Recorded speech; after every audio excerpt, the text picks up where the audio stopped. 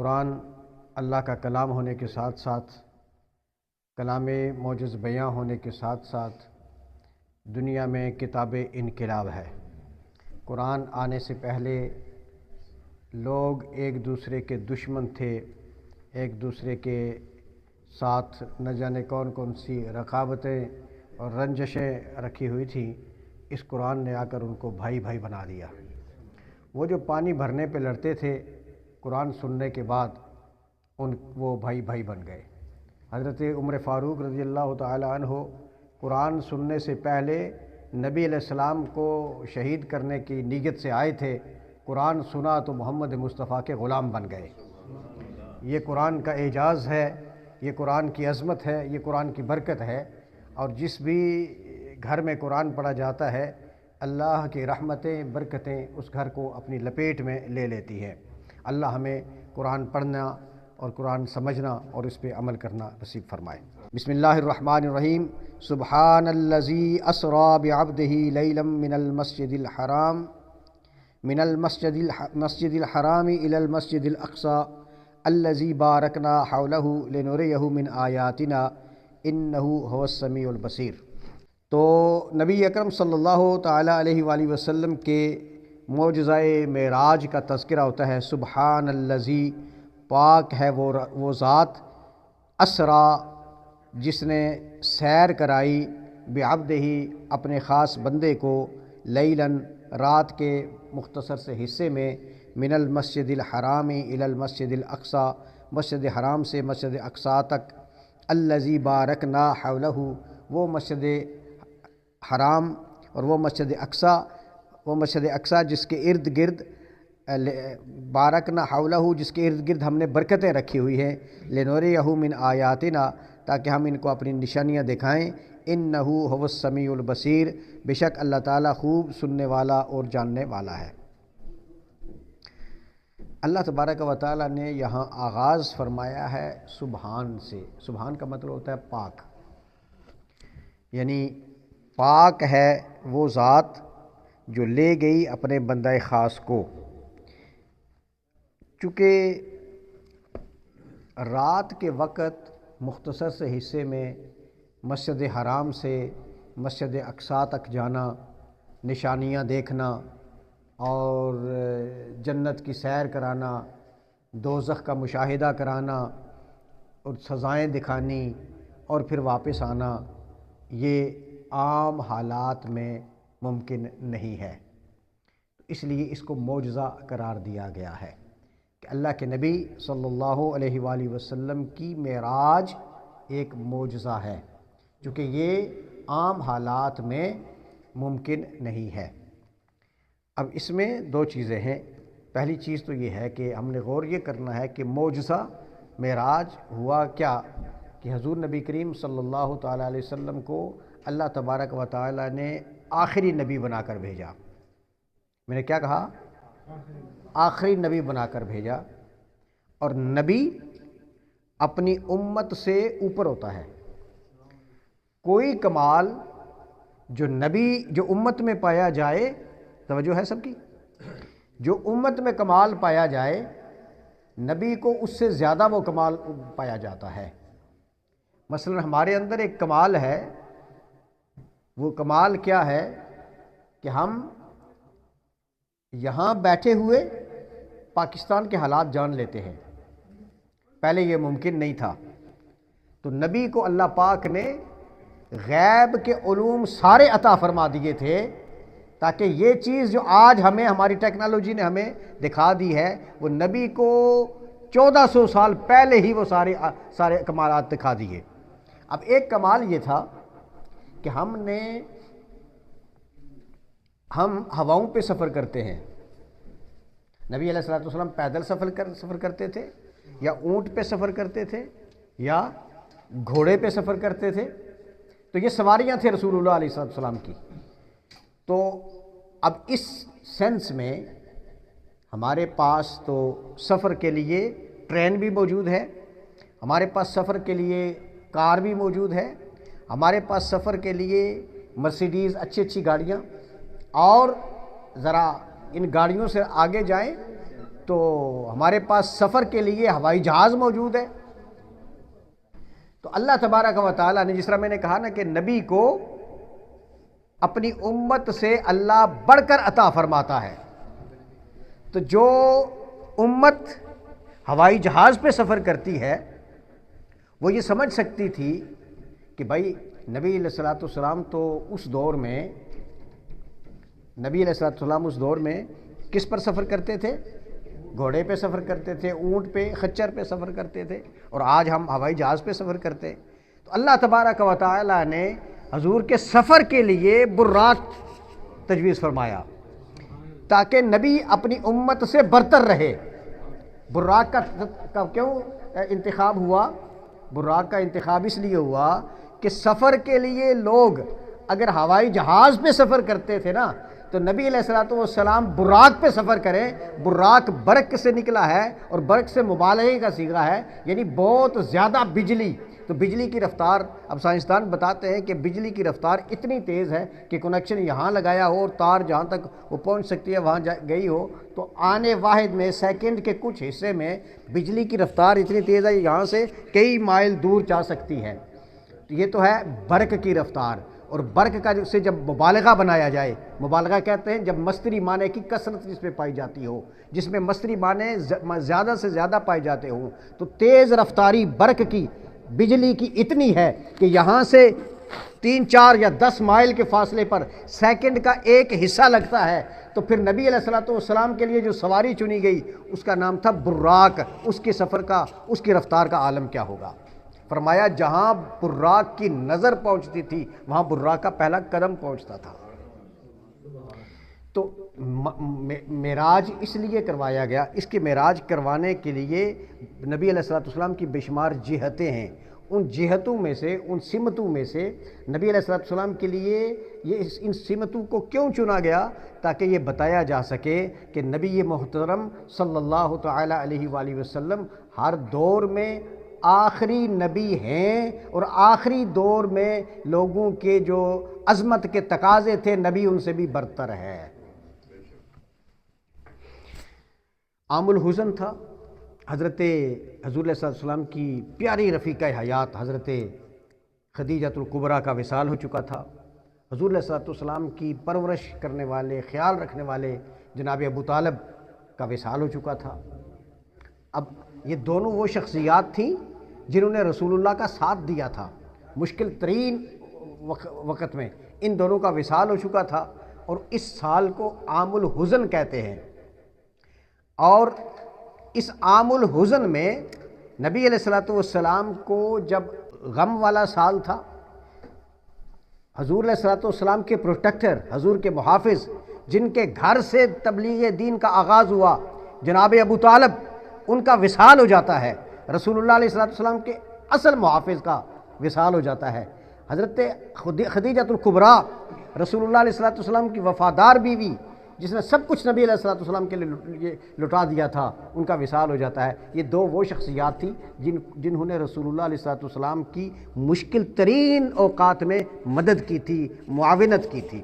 ان کا وصال ہو گیا، حضور پریشان تھے۔ اللہ تبارک و تعالی نے فیصلہ کیا کہ میرا محبوب چونکہ پریشان ہے، عام الحزن کی کیفیات ہیں، میں کیوں نہ اس محبوب کو جو غار حرا کی خلوتوں میں جا کر گڑ گڑا کر عاجزی کے ساتھ میرے ساتھ اپنی باتیں شیئر کرتا تھا، وہ میرا محبوب جو کسی غریب کی غریب پروری کرتا تو میری رضا کے لیے کرتا، کسی کے پریشان حال چہرے پر خوشیاں اور مسکراہٹیں بکھیرتا تو مجھے راضی کرنے کے لیے، راستے میں کوئی چیز پڑی ہوئی ہوتی اسے اٹھا دیتا تو مجھے راضی کرنے کے لیے، اور اگر وہ کسی یتیم کی یتیم پروری کرتا ہے تو میری رضا کی خاطر، جس نے قدم قدم پر میری رضا اور خوشنودی چاہی۔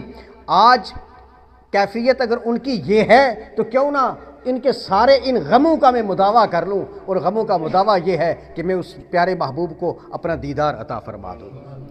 یہ فیصلہ رب العالمین تھا۔ اس فیصلہ رب العالمین پر اللہ تبارک و تعالی نے کیا کیا کہ اپنے محبوب صلی اللہ علیہ وسلم کو رجب کی 27ویں رجب تھی، اللہ کے محبوب صلی اللہ علیہ وسلم ام ہانی کے گھر پر آرام فرما تھے، آپ آرام تھے، جبریل کو بھیجا جاتا ہے کہ جائیں اور جا کر میرے محبوب علیہ الصلوۃ والسلام کو خوشخبری سنائیں کہ اللہ آپ سے ملاقات کرنا چاہتا ہے۔ حضور علیہ الصلوۃ والسلام جب آرام فرما ہے، میں سبحان الذی اسریٰ بعبدہ لیلا من المسجد الحرام الی المسجد الاقصی اس کی تفسیر عرض کر رہا ہوں۔ تو پھر کیا ہوا؟ جب حضور نبی کریم صلی اللہ تعالیٰ علیہ وآلہ وسلم آرام فرما تھے تو حضرت جبریل امین آئے، دیکھا حضور آرام فرما ہے، واپس چلے گئے، یا اللہ وہ تو سوئے ہوئے ہیں، آرام فرما ہے، مجھے جگانے کے آداب معلوم نہیں ہے۔ ادب مصطفیٰ یہ ہے کہ جبریل آتا ہے اور آ کر جگاتا نہیں ہے کہ ادب مصطفیٰ کا تقاضا کیا ہے، جا کر پوچھوں رب کائنات کی بارگاہ سے۔ اللہ نے کہا جبریل قبل قدمئی ہے، اب میرے محبوب کے قدموں کو بوسہ دے کر اپنی آنکھیں محبوب کے قدموں سے لگا دو۔ اب جبریل امین آئے، آ کر رسول اللہ کے قدموں کو بوسہ دیا، پاؤں کو بوسہ دیا۔ اب جب بوسہ دے کر آنکھیں لگائی، ٹھنڈی آنکھیں، آقا علیہ السلام نے وہ ٹھنڈک محسوس کی، آنکھیں بیدار فرمائی تو جبریل امین عرض کرنے لگے ان اللہ اشتاق الی لقائک یا رسول اللہ، اللہ آپ کے ساتھ ملاقات کرنا چاہتا ہے، اللہ چاہتا ہے آپ سے ملاقات کرے، تو اللہ آپ سے ملاقات کرنا چاہتا ہے۔ حضور بیدار ہوئے، اٹھے، اللہ کے محبوب علیہ الصلوۃ والسلام حتیم کعبہ میں آ گئے۔ حتیم کعبہ میں آپ کا آپریشن ہوا، جس کو کہتے ہیں نا اوپن سرجری۔ حضور علیہ الصلوۃ والسلام کا سینہ مبارک چاک کیا گیا۔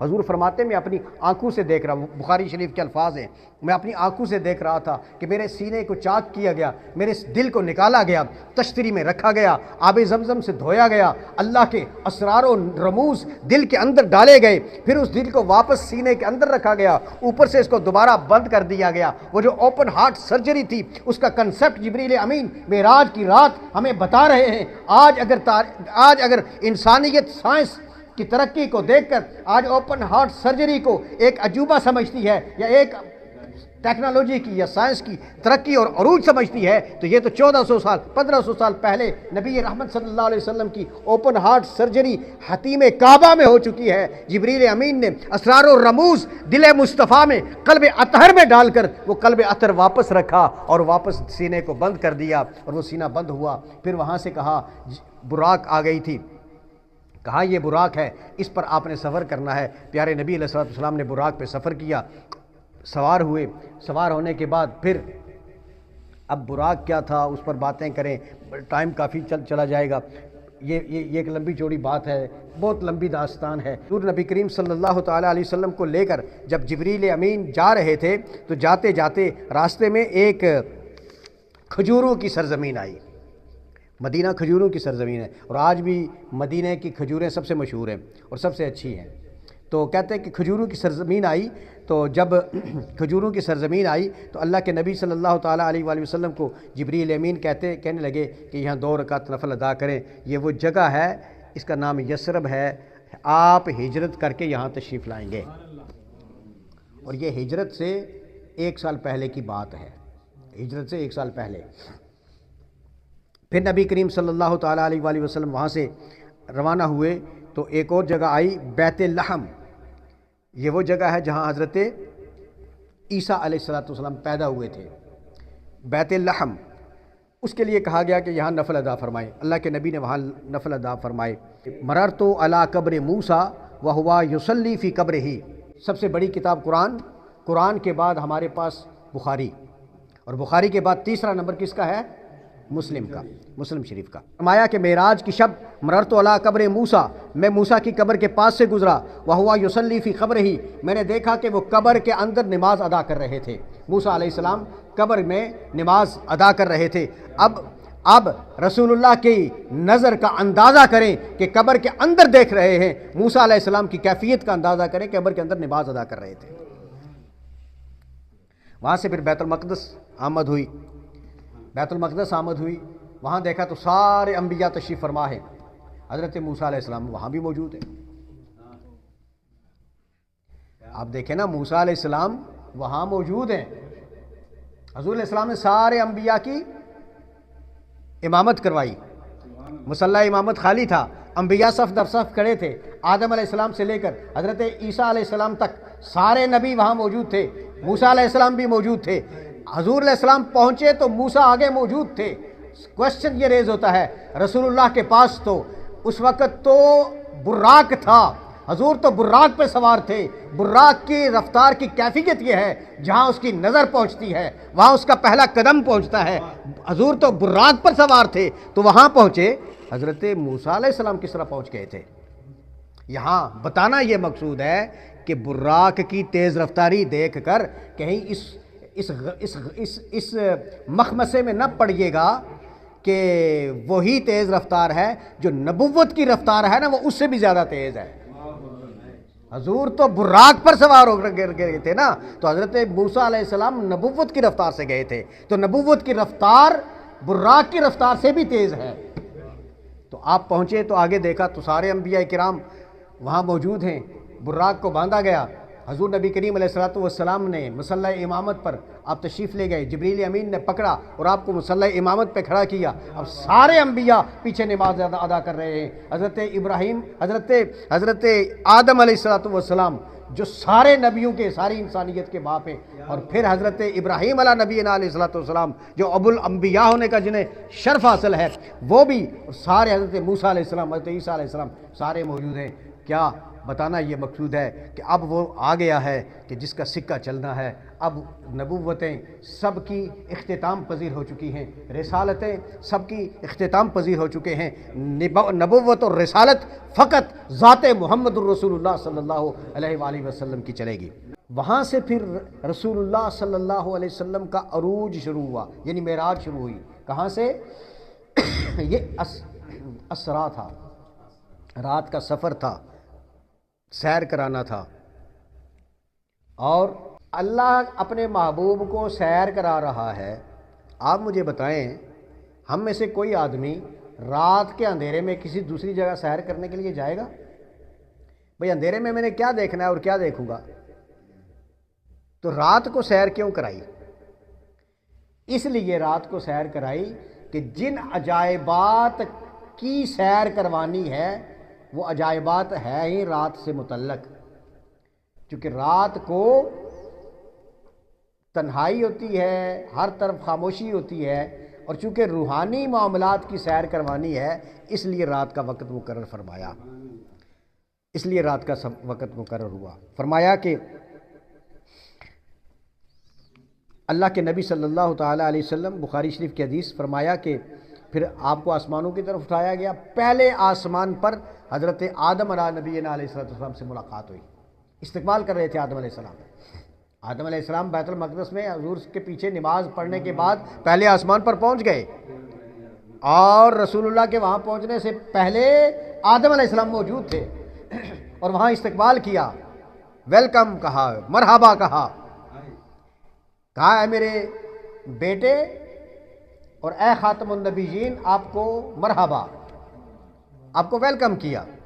دوسرے آسمان پر پہنچے تو دوسرے آسمان پر حضرت یحییٰ اور حضرت عیسیٰ، دو انبیاء، حضرت یحییٰ اور حضرت عیسیٰ دونوں وہاں موجود تھے، اور دوسرے آسمان پر نبی رحمت صلی اللہ علیہ وسلم کا استقبال فرمایا. اور تیسرے آسمان پر حضرت یوسف علیہ السلام وہاں موجود تھے، وہاں استقبال فرمایا. اسی طرح چوتھے آسمان پر حضرت ادریس علیہ السلام نے آپ کا استقبال فرمایا. تو پانچویں آسمان پر حضرت ہارون علیہ السلام نے آقا علیہ السلام کا استقبال کیا. چھٹے آسمان پر حضرت موسیٰ علیہ السلام نے، اور ساتویں آسمان پر حضرت ابراہیم علیہ نبینا علیہ السلام نے استقبال مصطفیٰ کیا. یہ انبیاء کرام تھے جنہوں نے مختلف آسمانوں پر اللہ نے اپنے محبوب کے سفر کا پروٹوکول طے کیا ہوا تھا. یہ پروٹوکول ہے رسول اللہ علیہ السلام کا. جب کوئی ایک وزیر اعظم جاتا ہے نا کسی ملک کے سیر کے لیے، حضور نے فرمایا نا کہ میرے دو وزیر زمین پر ہیں اور 2 وزیر آسمانوں میں ہیں. زمین پر 2 وزیر ابو بکر اور عمر ہیں، اور آسمانوں میں جبرائیل اور میکائیل میرے وزیر ہیں. فرمایا یہ 2 میرے وزیر ہیں. وزیر کہاں ہوتے ہیں؟ کسی کے وزیر، کسی بادشاہ کے وزیر کہاں ہوتے ہیں؟ جہاں اس کی حکومت ہوتی ہے، جہاں اس کی گویا کہ حکومت تو آپ کے میرے نبی کی زمین پر بھی ہے، آسمان پر بھی ہے، چونکہ ادھر بھی وزیر موجود ہے. تو اب اللہ نے کہا میرے محبوب زمین پر تو آپ چکر لگاتے ہیں، پھرتے ہیں، آپ مسجد نبوی میں بھی بیٹھتے ہیں، آپ جہاد بھی کرتے ہیں، سب کچھ کرتے ہیں، آئیں اپنی جو سلطنت کا جو آسمان والا حصہ ہے نا یہ صوبہ، اس صوبے کی بھی آپ زیارت کر لیں، وزٹ کر لیں، دورہ کر لیں۔ تو دورے کے لیے گئے اور اس دورے کا ذکر قرآن پاک میں فرما دیا۔ آج اگر ٹرمپ صاحب دورہ کرنے کے لیے جائیں، پاکستان بنتی ہے نا ان کی آج کل پاکستان کے ساتھ، دورہ کرنے کے لیے پاکستان جائیں یا کوئی اور بڑا کسی ملک کا صدر دورہ کرنے کے لیے دوسرے ملک جائے، اس کی خبر ٹیلی ویژن پہ نشر ہوتی ہے، اخبار پہ آتی ہے، ریڈیو پہ آتی ہے۔ پیارے مصطفیٰ صلی اللہ علیہ وسلم آپ کے دورہ آسمان کے دورے کی خبر نہ ریڈیو پہ آئی، نہ ٹی وی پہ آئی، نہ اخبارات پہ آئی۔ کیوں؟ اخبارات کل آج آپ کے ہاتھ میں ہیں، کل ردی کی ٹوکری بن جائیں گے، ٹی وی ختم ہو جائے گا، ریڈیو ختم ہو جائے گا، نہ جانے کون کون سا، ابھی تو سوشل میڈیا آ گیا، یہ بھی ختم ہو جائے گا۔ آپ کے دورے کی خبر ان پر نہیں، بلکہ رب کہتا ہے آپ کے دورے کی خبر میں قرآن پاک میں دوں گا۔ یہ ٹی وی ختم ہو جائے گا، قرآن ختم نہیں ہوگا۔ یہ سوشل میڈیا ختم ہو جائے گا، قرآن ختم نہیں ہوگا۔ قیامت تک رسول اللہ کے اس دورے کا تذکرہ قرآن میں ہوتا رہے گا۔ جب لوگ پڑھیں گے سبحان الذی اسریٰ بعبدہ، اس وقت یہ بیان کریں گے کہ رسول اللہ کا دورہ تھا۔ نعرہ رسالت، نعرہ رسالت، نعرہ حیدری۔ تو فرمایا کہ رسول اللہ صلی اللہ تعالیٰ علیہ وسلم کے دورے کا پروٹوکول اندازہ کریں، پروٹوکول دیکھیں کہ انبیاء کو کھڑا کر دیا گیا۔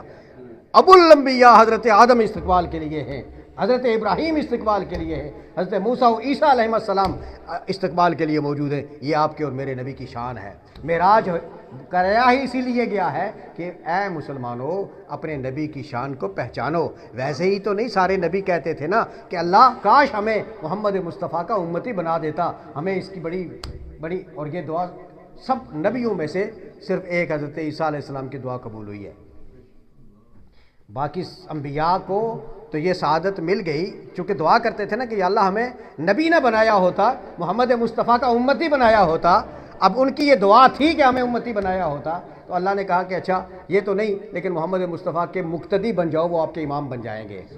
یہ اعزاز تو مل گیا بیت المقدس میں، لیکن حضرت عیسیٰ علیہ السلام کی یہ دعا بھی اللہ نے قبول کر لی۔ حضرت عیسیٰ علیہ السلام کو زندہ آسمانوں پر اٹھا لیا گیا، اب بھی زندہ ہے، موجود ہیں۔ قرآن کہتا ہے وہ واپس آئیں گے، جب وہ واپس آئیں گے تو محمد مصطفیٰ کا کلمہ پڑھیں گے۔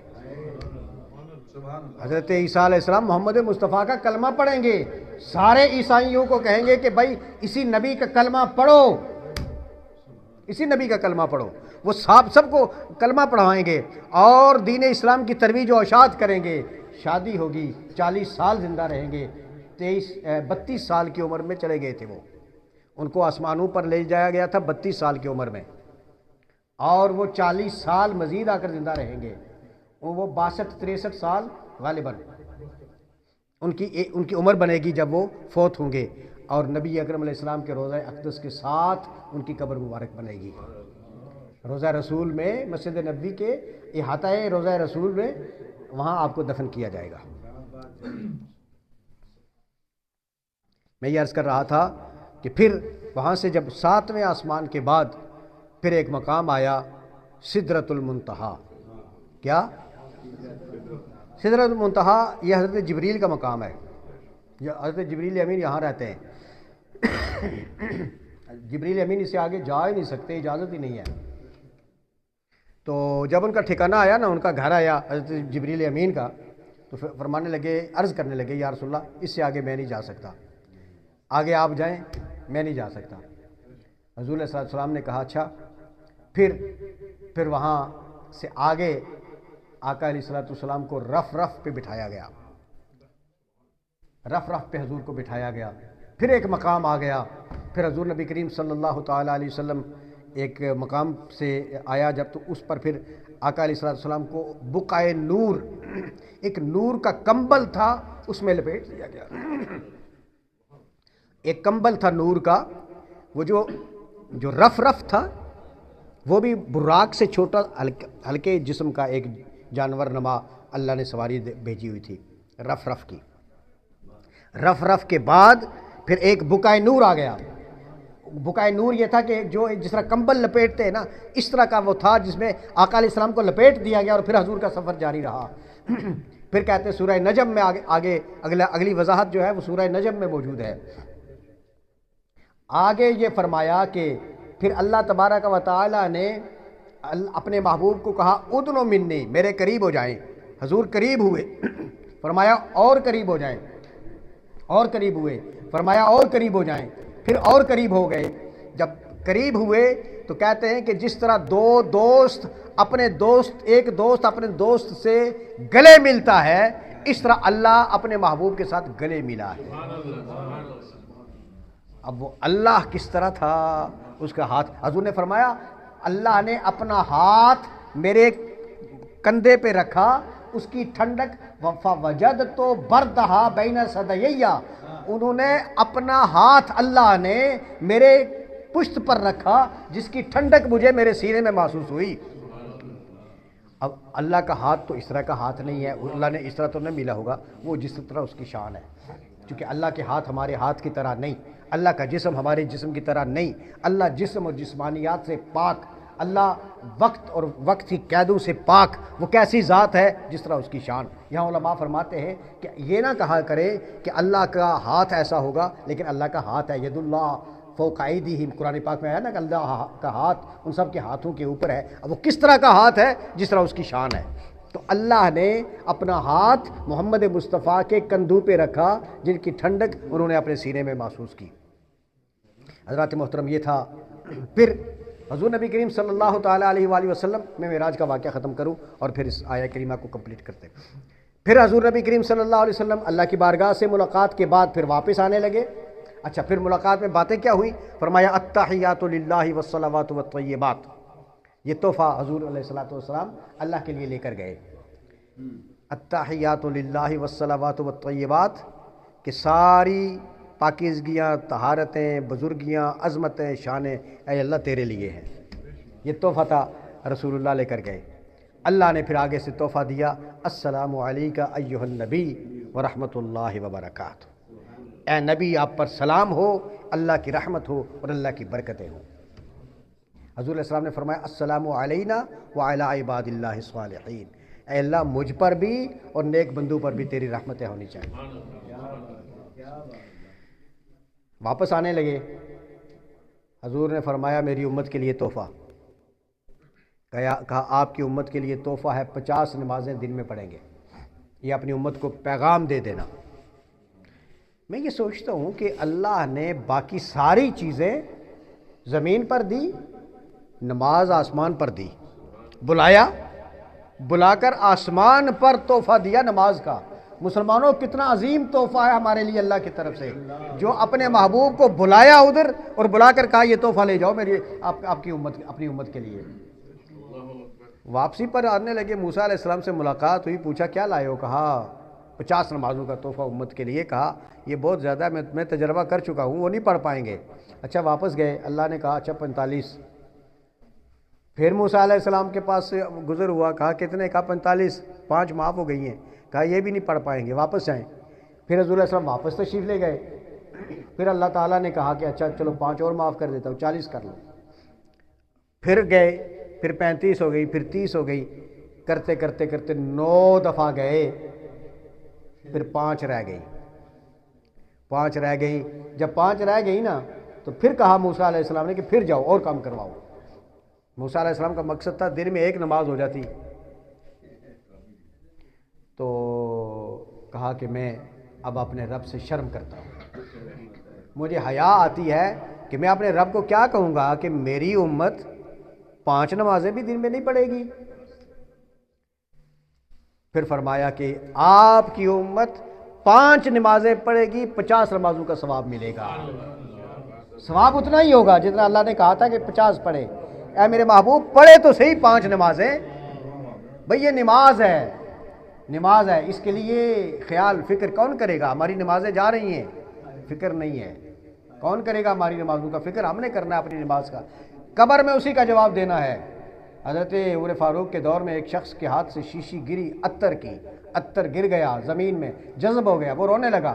کسی کا تھا لے کے جا رہا تھا، وہ بہت سخت بندہ ہے، مجھے سزا دے گا۔ حضرت عمر نے کہا فکر کیوں کرتے ہو؟ آپ نے ایک شیشی منگائی اور وہ جو ریتا تھا اس کو کہا بھائی یہ جو جذب کیا ہے نا عطر، ایک خط لکھا اس زمین کے لیے، کہا یہ خط وہاں رکھ دو۔ خط وہاں رکھا تو وہ سارا عطر تیل واپس آ گیا۔ اس نے شیشی بھری، آیا، اس نے کہا دیکھو تو صحیح اس خط میں لکھا ہوا کیا ہے۔ دیکھا تو خط میں لکھا ہوا ہے کہ اے زمین اس شخص کا تیل واپس کر دے، نہیں تو تیرے اندر کسی بے نمازی کو دفن کروں گا، اس کو جو سزا ملے گی تو بھی جلے گی۔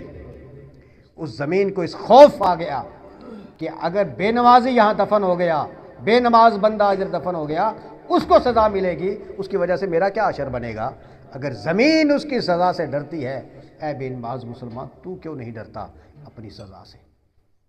نماز تو ایسی چیز ہے کہ آسمانوں پہ بلا کر اللہ نے فرض کی ہے، میرے محبوب اپنی امت کو کہنا کہ نماز کی فکر کرے۔